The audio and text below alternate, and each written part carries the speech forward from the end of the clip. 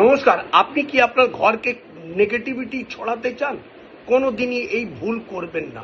কি জানেন, আমরা সাধারণত কি করি, আমাদের একটা রুম, দুটো রুম, তিনটে যত কটা রুম আছে, রুমের মধ্যে যে দরজা আছে, দরজার পেছনে আমরা হ্যাঙ্গার লাগিয়ে দিই বা কোনো প্রেক ট্রেক লাগিয়ে দিই। আমরা কাপড় জামা ওখানে ঝুলিয়ে রাখি। বাইরে থেকে এসে আমরা অফিস থেকে হোক, যেখান থেকে হোক এসে আমরা কাপড় জামা খুলে দরজার পেছনে সেটা টাঙিয়ে দিই।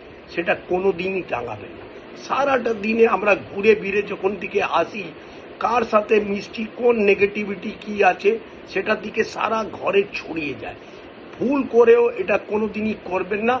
আপনি আজ থেকে নিজের একটা যথারীতি স্থান বানান, সেখানে আপনি এসে কাপড় জামা রাখবেন, নিজের দরজার পেছনে কোনো দিনই লাগাবেন না। এই উপায়টা মেনে চলুন, জীবনে প্রচণ্ড উন্নতি করবেন, নেগেটিভিটি কোনো দিনই বাড়িতে আসবে না।